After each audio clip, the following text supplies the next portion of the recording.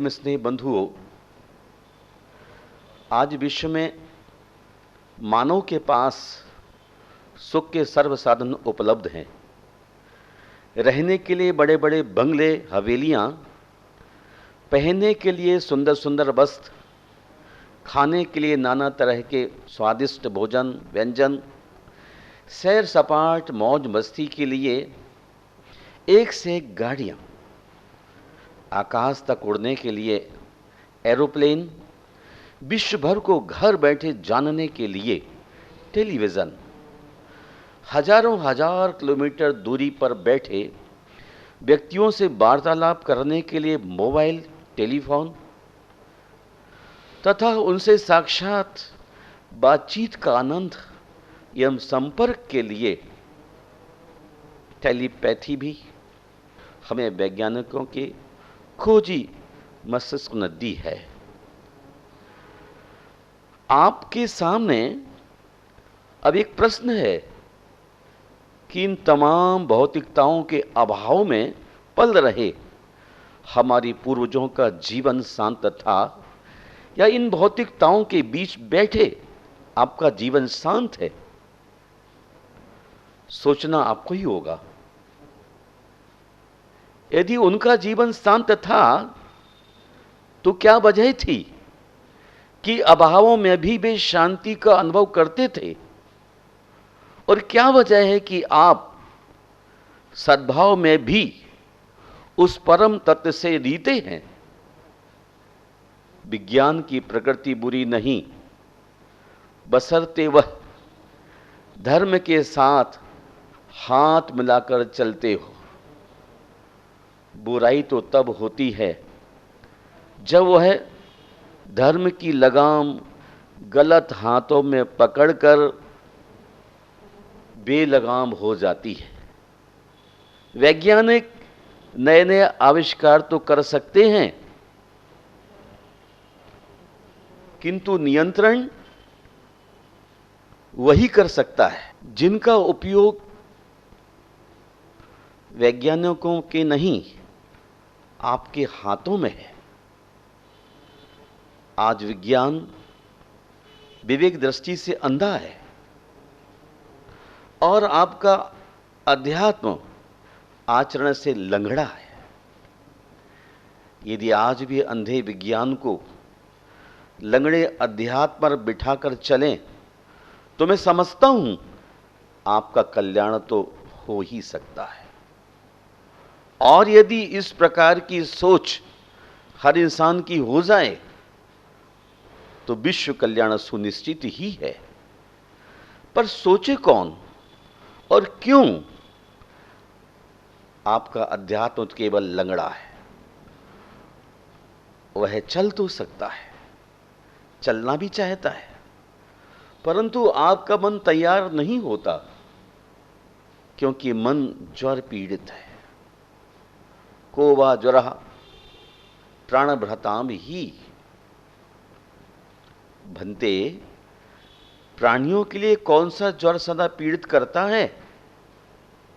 भगवान कहते हैं चिंता। सचमुच ही चिंता समम नास्ति शरीर शोषणम। चिंता इंसान का शोषण करती है। बुढ़ापे का उम्र से कोई खास रिश्ता नहीं है। आज समय में अल्प उम्री को भी चिंता बुढ़ा बना देती है। इसका स्वभाव ही ऐसा है। चिंता जरा मनुष्याणाम। चिंता निश्चय ही मनुष्य को वृद्ध बना देती है। चिंता बध्यौ सयल जग, चिंता के नहीं न बद। जे नर चिंता बस करे, ते मानस नहीं सेध।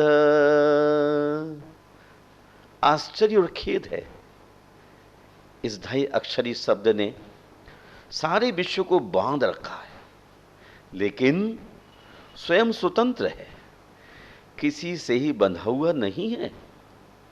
यदि किसी ने से बांधा है तो वह मनुष्य नहीं, वह मनुष्य तो सिद्ध है। सिद्ध जैसा है। किसी नीतिकार ने कहा है, चिंता तू संसार में क्यों आई? जहां तेरा समागम होता है वहां मनुष्य तेरे बाणों से घायल हो जाता है, विभत्सा किम कर्तव्य विमूढ़ हो जाता है। ब्रह्मांड को हिला देने वाले प्रचंड पौरुष को भूलकर तेरा दास बन दुष्प्रवृत्तियों का शिकार हो जाता है। शक्तिशाली, श्रीमान, धीमान, बलवान, कर्मठ कार्यकर्ता, शास्त्रज्ञ सभी की गति में तू पर्वत की तरह अवरोधक है। ये सब तेरे सामने बेबस है। हे चिंता, तेरा चरित्र किसी को भी प्रिय नहीं है। तेरी वंचनापूर्ण व्यवहार किसी के लिए भी तो सुखद नहीं है।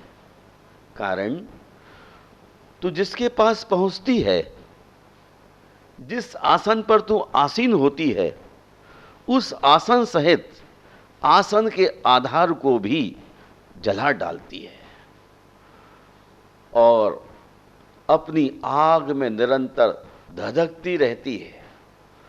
और मजे की बात तो यह है कि जो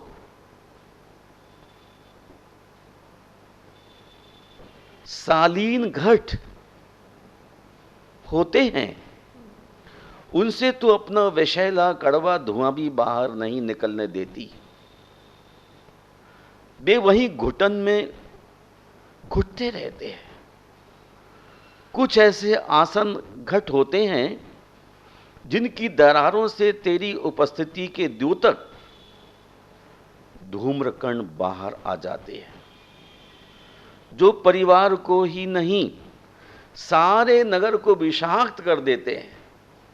अफ्रीका में नरभक्षी वृक्ष पाए जाते हैं।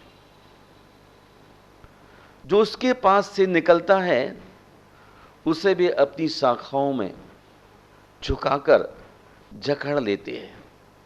शरीर का सारा रक्त चूस लेने पर रस निकाले गए ईख के छिलके की तरफ फेंक देते हैं। हे चिंता, तेरा चरित्र भी तो ऐसे ही नरभक्षी वृक्षों की तरह है। तू तो साक्षात बिना मरे जीवित लोगों की चिता है। चिता फिर भी अच्छी है, वह तो मृत को और वह भी एक बार जलाती है, किंतु तू जीवित को और ऊपर से प्रतिपल जलाती रहती है। तुझमें और उसमें क्या अंतर है? अंतेवासी ने गुरु से पूछा, को भेदस चिता चिंतियो?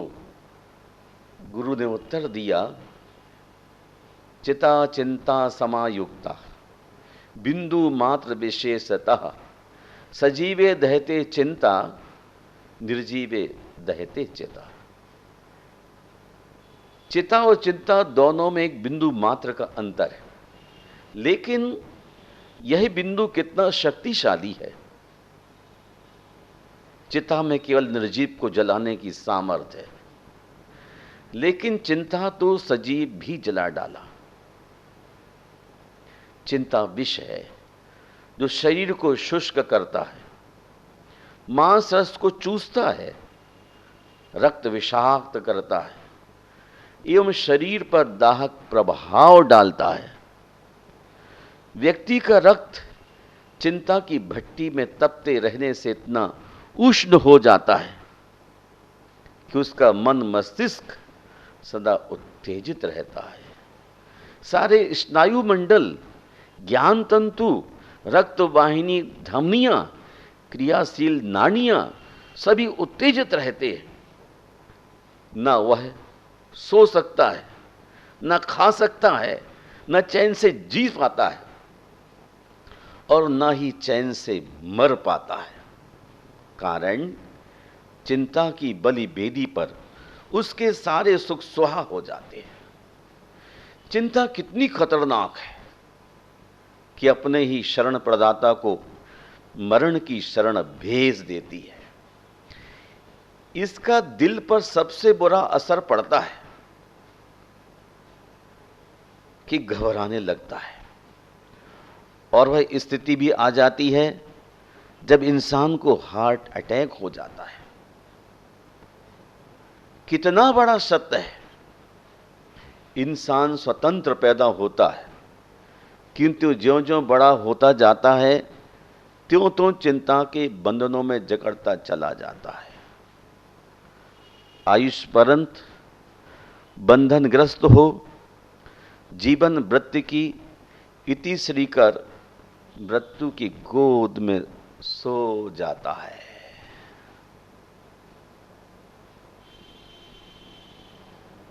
जो सोच फिक्र में लगता है वह अपनी ताकत खोता है। जो सोच फिक्र में लगता है वह अपनी ताकत खोता है। चेष्टाएं थक कर रह जाती, जो होना है सो होता है। महानुभाव, व्यक्ति की मृत्यु होने के बाद मायूसी आदमी के जीवन के लिए बहुत कोई मायना नहीं रखती है, परंतु मोहिनी कर्म के कारण जीव रोने लगता है। मायूस रहने से कोई गम दूर नहीं होता, मायूस रहने से कोई गम दूर नहीं होता। जितना हंसेंगे दर्द उतना ही कम होगा। जो सोच फिक्र में लगता है वह अपनी ताकत खोता है। चिंताओं में डूबने वाले व्यक्ति की शरीर की ताकतें कमजोर हो जाती है, चेष्टाएं थक कर रह जाती हैं, और जो वीतराग भगवान ने अपने ज्ञान में देखा है वही होता है।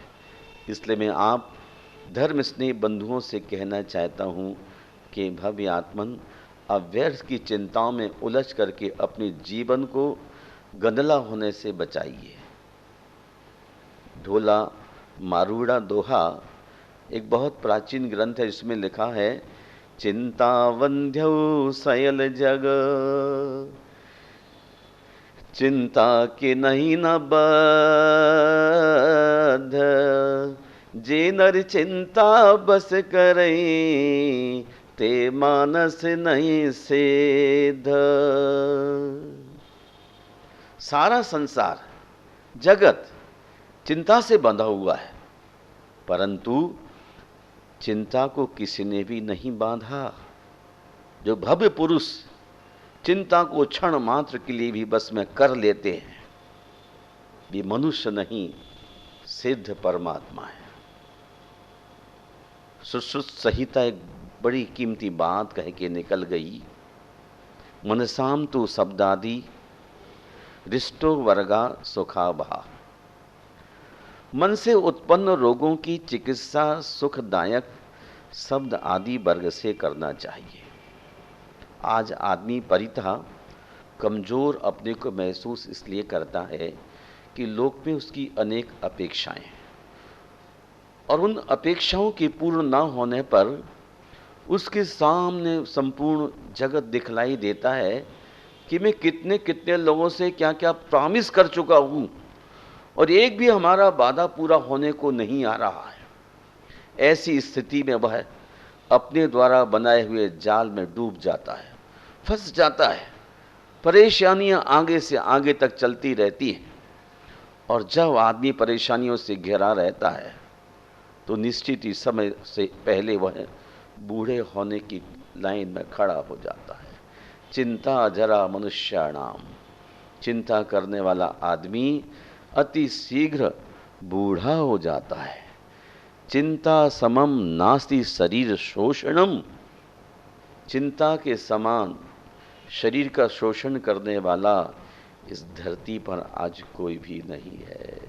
इसलिए मेरा आपसे अनुरोध है, उत्तमा स्वात्म चिंता स्यात्, देह चिंता च मध्यमा, अधमा काम चिंता स्यात्, पर चिंता धमा धमा। उत्तमा स्वात्म चिंता स्यात्, यदि आपको चिंता की आदत ही पड़ गई है जगत में, तो अपने आप की आत्मा का चिंतन में डूब जाना चाहिए। उत्तमा स्वात्म चिंता स्यात्, केवल अपनी आत्मा की चिंता करो। देह चिंता च मध्यमा, और शरीर की चिंता मध्यम है। काम चिंता और भी खतरनाक है। उत्तमा स्वात्म चिंता सा देह चिंता मध्यमा, अधमा काम चिंता सान पर चिंता धमाधमा।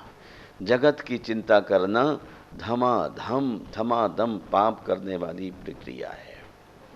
मैं आपसे अंत में यही कहना चाहता हूं कि प्राचुर्येण निर्विकारम चित्तम प्रायश्चित्तम, प्रचुरता से अपने चित्त की निर्मलता को लाना ही प्रायश्चित्त है। हे भव्य आत्माओं, जिस प्रकार ईंधन युक्त अग्नि वृद्धि को प्राप्त होती है, अर्थात ईंधन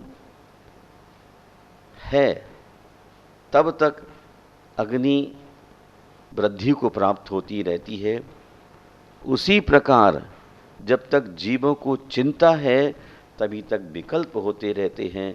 हमें निर्विकल्प होने के लिए अपनी आत्मा का चिंतन करना चाहिए। विदुर जी कहते हैं, शोक से कोई इष्ट वस्तु प्राप्त होने योग्य नहीं होती। शोक और चिंता से कोई इष्ट वस्तु प्राप्त होने नहीं होती है। शोक चिंता करने से इष्ट पदार्थ वस्तु प्राप्त नहीं होते हैं, उल्टा शरीर पीड़ित होता है। चिंता में डूबा हुआ जानकर शत्रु प्रसन्न होते हैं, इसलिए चिंताएं मन को मत लगाओ। मनुष्य को चाहिए कि दिन में ऐसे कार्य कर डाले जिससे रात्रि में सुखपूर्वक सो सके।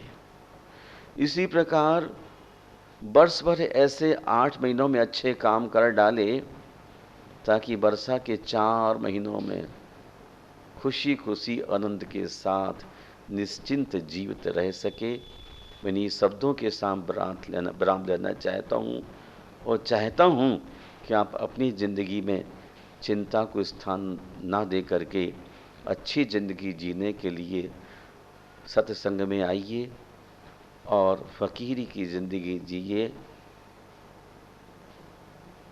फिक्र बुरी फाके भले, चिंता से भली फ़कीर की ज़िंदगी फाके मारिए।